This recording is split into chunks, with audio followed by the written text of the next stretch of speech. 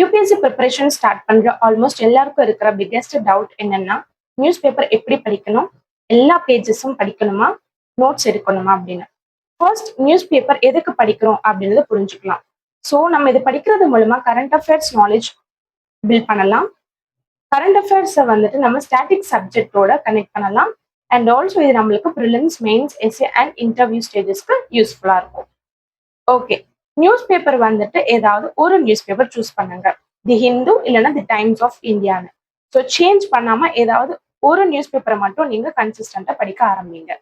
Next என்னென்ன pages நம்ம read பண்ணணும் அப்படின்னு பார்த்தோம்னா, front page, national page, editorial page, economy, science and technology, environment, இந்த பேஜஸ் எல்லாம் நம்ம படிக்கணும்.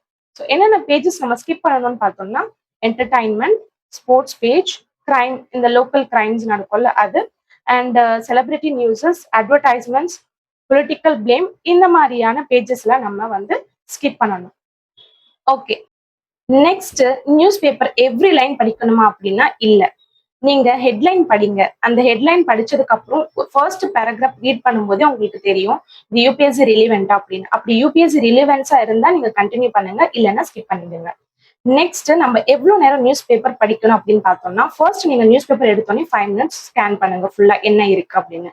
அதுக்கப்புறம் இம்பார்ட்டன்ட் நியூஸ் என்னவோ அதை நீங்க 45 மினிட்ஸ் படிங்க. ஸோ ஆஃப்டர் தட் நீங்க படிச்ச எல்லா டாபிக்ஸுமே ஒரு வாட்டி ரிவைஸ் பண்ணிடுங்க. ஸோ அதோட கோர் கான்செப்ட் என்ன சொல்ல வராங்க அப்படின்றத நீங்க ஒரு 10 மினிட்ஸ் ரிவைஸ் பண்ணிடுங்க.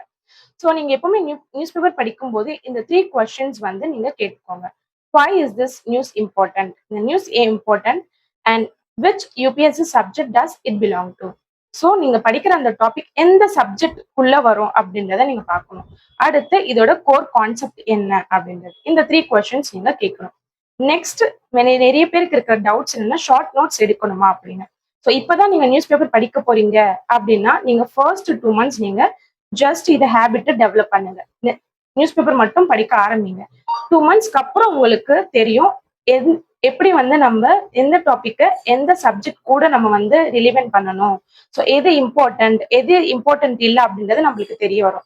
ஸோ அதுக்கப்புறம் நீங்க வந்து ஷார்ட் நோட்ஸ் எடுக்க ஆரம்பிக்கலாம்.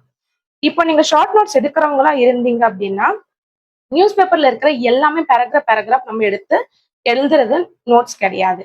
எப்பவுமே ஒரு டாபிக் படிக்கிறீங்கன்னா அந்த டாபிக் அதுல இருந்து ஜஸ்ட் அவங்க என்ன சொல்ல வராங்க அப்படின்றது 3 to 5 கீவேர்ட்ஸ்ல நம்ம முடிச்சுக்கணும்.